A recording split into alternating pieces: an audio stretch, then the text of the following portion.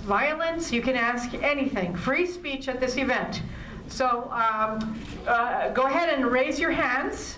And remember to ask a question and not to make a long comment. I'll go with the gentleman with the camera first, and then with you. Okay? Okay. So let me actually give you a microphone so that we can hear your question. Okay. And I will take the podium again. So identify yourself by name and then go ahead and direct your question. Yes, thank you. My name is Gary Faust, and I'll direct my question to all of the panelists.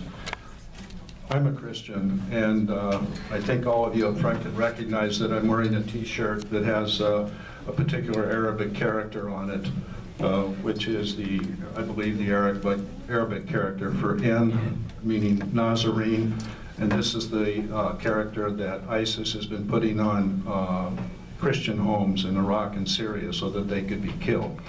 The Middle Eastern Christian community here in the United States has adopted this as a symbol of support for Christians in the Middle East. And my question is simply to all of you, would you all feel comfortable wearing such a T-shirt with this symbol on it in support of the persecuted Christians in the Middle East? Thank you.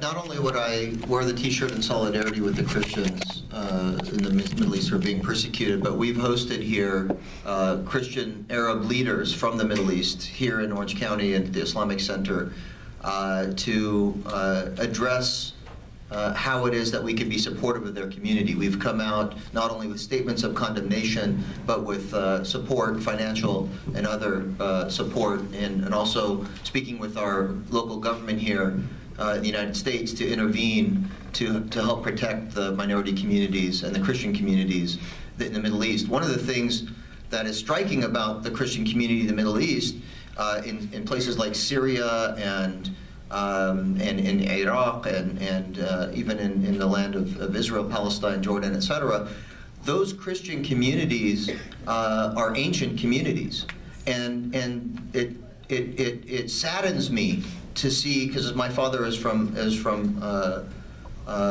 Hebron, was born in Jerusalem, but the ancestors from Hebron. And when I go back and visit my family, to see the dwindling number of Christians, even in a place like Bethlehem, where when Muslims first arrived there, they opened their churches, and the churches were used both as a mosque and as a masjid and as a church.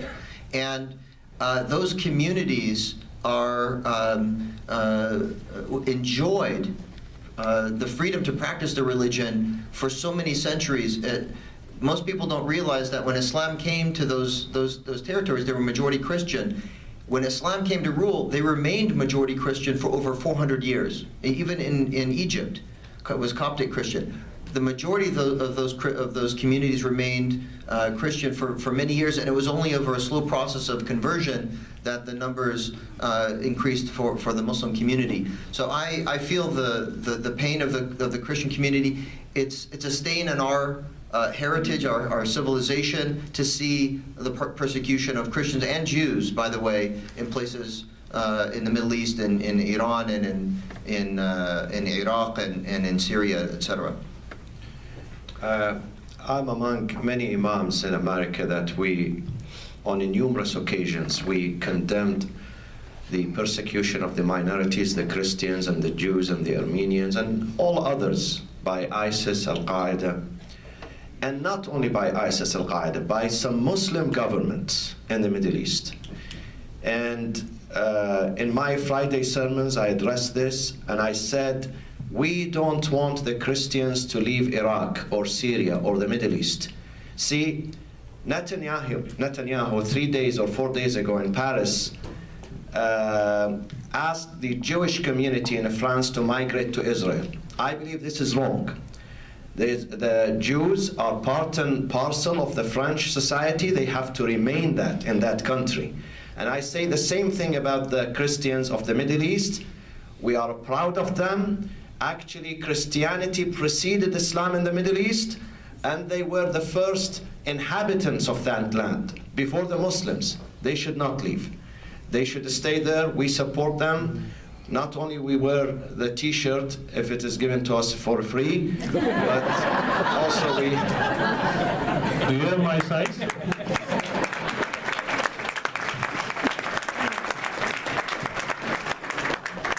Yeah, I would wear it if you have my size here and now. It's the only one I have. By the way, Nun in Arabic also stands for us. Not only, you know, the symbol of Christianity, but also when you add that letter at the end of a noun, it makes it us, or you know, it's used to make it plural. So it's a symbol. It also could be a symbol of our unitedness, our togetherness. So I can wear that with proudly, and you know, I'm always speaking against what ISIS is doing in Middle East. Those Christian communities and those church bells didn't stop or didn't, you know, have not been silent since, you know, in 2,000 years. But now this modern criminals, they do this. But this unfortunately, it's an unfortunate tragedy happening. There is a very nice book that has come out recently called Prophet Muhammad's Covenants with Christians. It's a collection of documents, historic documents. I think this is many people, Muslims themselves did not know. So they should know, and other people should know that how much he respected and how much he wanted to see that people should live in peace and harmony. And that is the hallmark of Islamic civilization, that people of other faith can live in peace and harmony with others. Thank you. Okay, I know there was a woman in this region. Yes, it was you. Let me give this to you. So make sure to introduce yourself.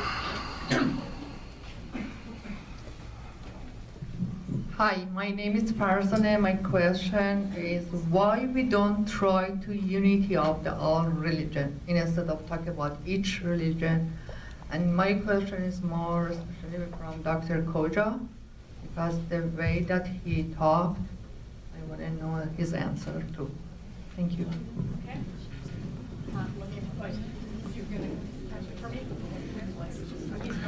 That's a big question. Why don't we unite all religions? But I should at least say this.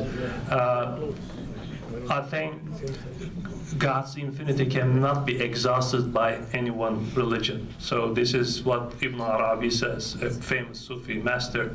He says, God cannot be confined by any one creed.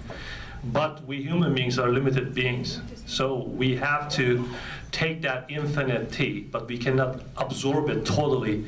And we need ways to arrive God. So there are many ways, and there has to be many ways. There cannot be only one way that can address all human beings. So there has to be plurality.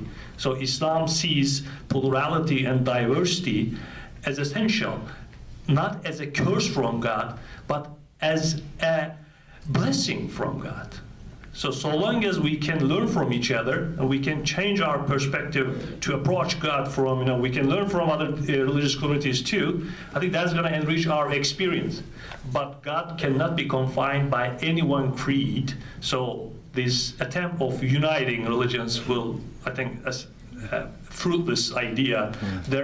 I think we should just like the idea of plurality of religions, and it's not a problem so long as we can get along and learn from each other, as the Quran suggests. لِتَعَارَفُوا, the Quran says, so that you may learn from each other. I made you different, the Quran says. It is very important that because we are living now in this world, shrinking world, which is a global village, it is very important that people of all faiths learn how to live together and how to respect each other. And that comes with the mutual dialogue, mutual relationship. Here we are very happy. We have Rabbi Frankston here sitting there. He is the leader of Orange County religious leaders come together. We have that. So, I mean, this is a wonderful thing that's happening here, interfaith relations. My friend Tom Thurkeson is a great leader of interfaith community. There are many other people there. So we have to work together here. And then also in other places, people are realizing that. Turkish president was in France, I think, and he was talking about this dialogue, continuous dialogue. And the Prime Minister from Germany, they spoke about also, that saying that Muslim community belong to Germany also. So people have to recognize that. People have to understand that how people of other faiths can live together in different places. The dialogue, understanding, this is necessary at this time. John Cobb, who was a professor at Claremont, he wrote a very nice book, Death or Dialogue. Dialogue is necessary, otherwise, unfortunately, there will be death when the people are not going to dialogue. And Turkish president needs to be in dialogue with his own people too. Yes.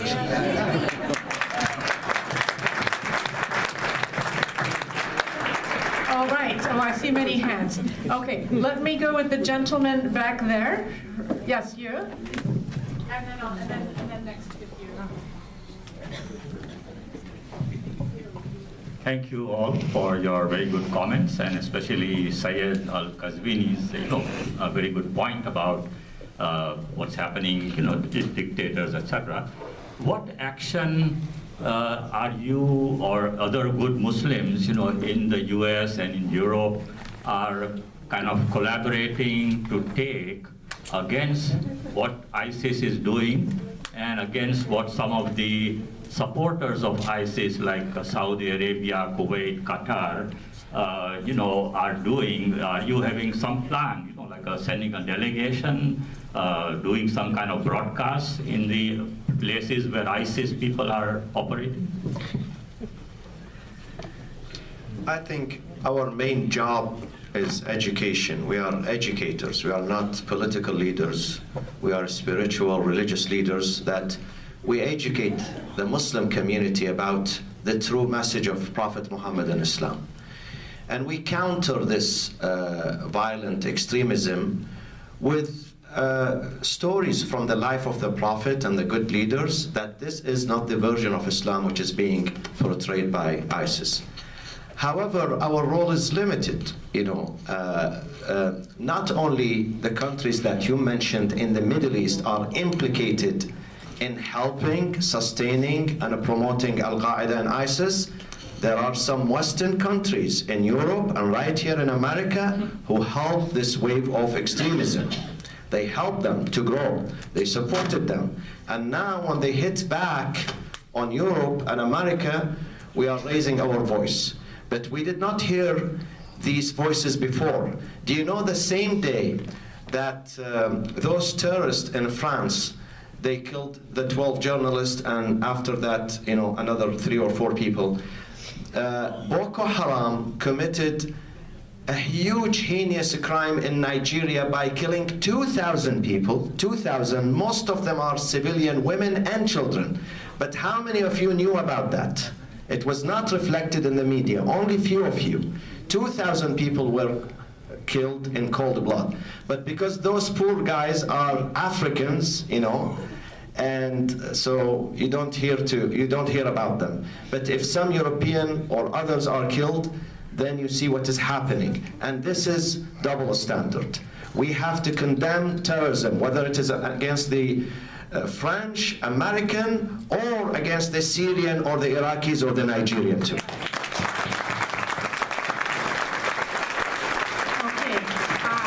I told you that you could go next. Yes.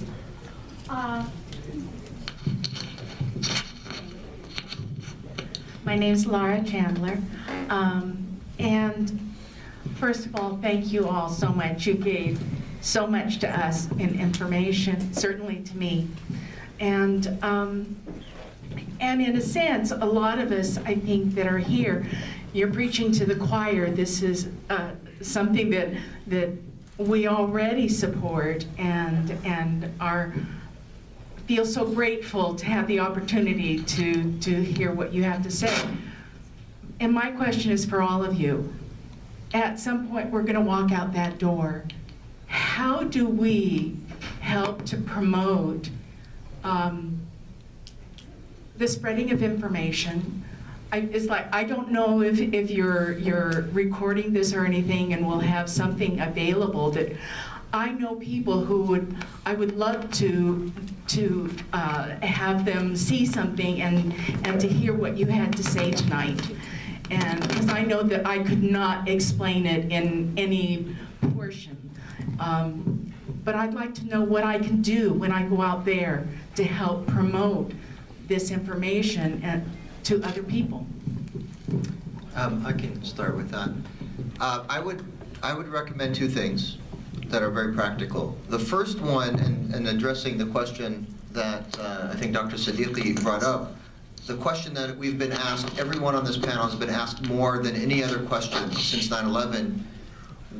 How come we don't hear what the Muslims are saying in condemning terrorism, etc.? Maybe they're all tacitly supporting, maybe they're all actively supporting. We don't hear any condemnations. Where is the Muslim voice, etc.?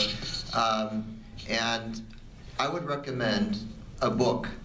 It's a Gallup study that was done right after 9/11. Cheney gathered some people in his office and said, what are we going to do? And someone asked the question, well, what do the people in the Middle East think about what happened 9/11? And someone said, how do I know? It's not like there's a Gallup study about it. And the head of Gallup was in the room. And he said, well, let me do something about that. So he embarked on a 6-year study, the largest of its kind, where he actually did a survey of the entire Muslim world and surveyed the entire Muslim world statistically, by doing representative. He didn't actually ask every single human being, but he did a statistical survey of the Muslim world that covers the whole Muslim world and asked questions about support for terrorism, democracy, human rights, all those kinds of things. And it was put together by a book that was published by Georgetown professor John Esposito, and it's called Who Speaks for Islam? What 1 billion Muslims, actually 1.7, but what 1 billion Muslims actually think. And it's an actual data-based presentation of here's what the Muslim world feels and thinks about all of these contemporary issues, terrorism included. The second thing is the best way to overcome a negative perception of Islam and Muslims is to get to know us. And the burden is really on our community to get to know your neighbors, but if you're interested, find a Muslim and get to know them. You might not like everything about us because we're just human, but at least you'll know us for who we are and maybe like parts of us. So. All right, I know that there's a gentleman in the back of the room, Zaman. Hi. Okay, and then.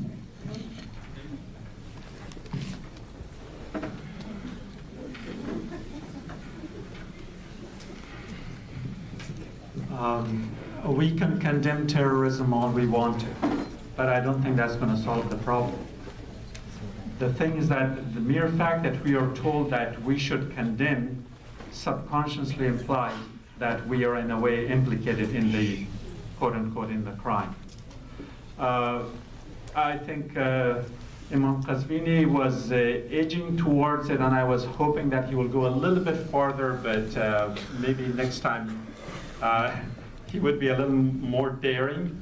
What I could see in the Muslim world is that if we define Muslim world as Indonesia, the largest Muslim country, India, the second largest Muslim, Bangladesh, the third one, and if you get all the majority Muslim countries from the most populated, none of them produces any quote-unquote terrorists. Where do terrorists come from? They come from countries that have a lot of natural resources, oil. They come from countries that have been destabilized. They come from countries where there are American and European forces.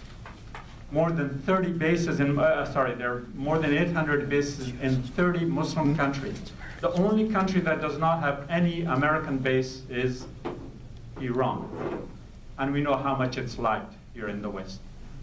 So the point is that if we connect the dots, if you follow the causality, the cause and effect, we have to identify what the problem is, and then we have to resolve it. Condemnation is not going to do anything. We saw in the last 4 or 5 years that of all the Muslim countries that opted for a peaceful option through the Arab Spring, almost every one of those revolutions were put down with the complicity of the West. Those were the moderate Muslims. We didn't want them because we brought the radicals, we radicalized, And it's when you marginalize and radicalize, that's what it produces. I think we have